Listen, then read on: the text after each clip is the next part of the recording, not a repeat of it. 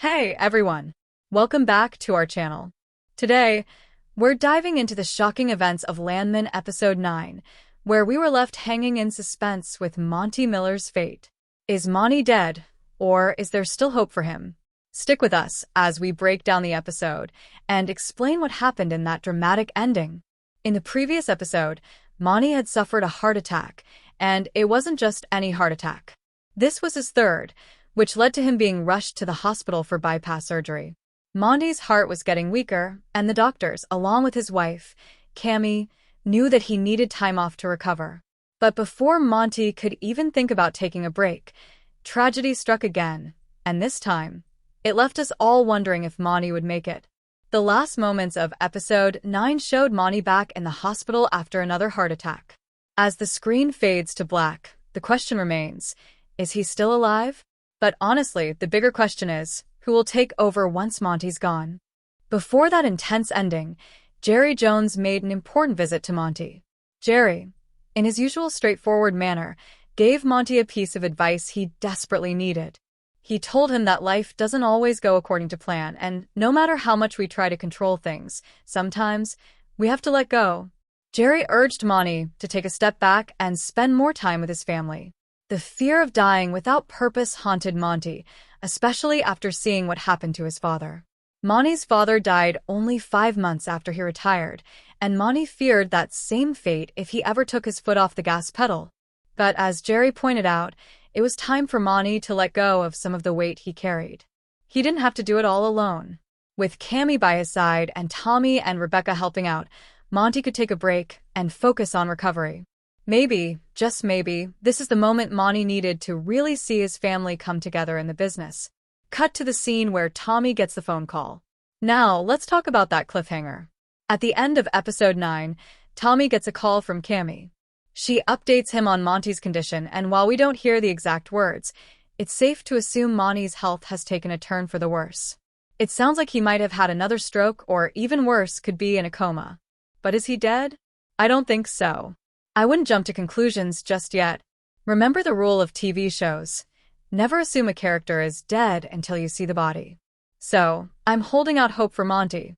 It's possible he might need a heart transplant or be in a long recovery, but I'm not ready to say goodbye to him just yet. We'll have to wait and see in the next episode. Now, let's talk about the gray wolf. In Episode 9, we see a neighbor of Tommy's shooting a gray wolf. For those of you familiar with Landman, this could symbolize Monty. The gray wolf, once an apex predator, now extinct in Texas, could be a metaphor for Monty himself, a dying breed of old-school oilmen in a world transitioning to greener energy sources. The shooting of the wolf might suggest that Monty's time is coming to an end, but again, I'm not jumping to conclusions. Scene cuts to a shot of the wolf being shot. Tommy's neighbor calls the wolf a pet-killing predator, and some fans believe this could be a reference to the environmental toll caused by oil companies and landmen like Monty. They've been exploiting the land for years, suffocating the planet, and perhaps the wolf's death symbolizes the beginning of the end for that old way of doing things. But what does it mean for Monty's fate? We'll have to wait to see how the show develops this storyline. Cut to Cooper planning his next steps. On a brighter note, we see Cooper making his move. Throughout the show, Cooper has talked about his desire to follow in Monty's footsteps and become an oilman. At first, Tommy didn't take him seriously, but now, it looks like Cooper is finally on the path to achieving his dream. He has a plan in place, one that involves buying up leases in the Delaware Basin, a region where many companies have avoided due to its high production costs. Cooper's plan is ambitious. He wants to collect these small patches of land and then sell them to raise money. But his ultimate goal is to reach the Wolfcamp Shale, one of the richest oil fields in the world. There, he hopes to make enough money to buy a house for Ariana in Fort Worth, just like the mansion Monty built for his family. But what makes Cooper different from Monty is his desire to walk away from the oil game once he's made his fortune.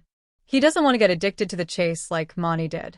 Monty feared he would die without purpose, but Cooper just wants to prove he can make it on his own, and then walk away. He doesn't want to be trapped in the patch forever. Cut to Tommy in action. Back to Tommy, though. He's in a tight spot. After the Texas National Guard accidentally dropped a mortar on a cartel convoy, things got complicated for Tommy.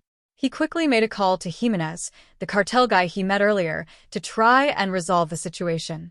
But the cartel knows about Monty's health issues, so Tommy's got a lot to juggle right now. And just when you think things couldn't get worse, Monty's sworn enemy, Rebecca, has been given a permanent position in the company as the new vice president of exploration. That's right, she's going to be working side by side with Tommy, which makes for some very interesting dynamics. So, with Monty's health in question, Cooper's rise in the oil world, and Tommy being surrounded by enemies on all sides, the future of the company and the show remains uncertain. But one thing's for sure, Landman has us all hooked, and we can't wait to see what happens next. Thanks for tuning in. Don't forget to like, subscribe, and let us know your thoughts on Monty's fate and Cooper's future in the comments. Until next time, stay tuned for more Landman updates right here on our channel.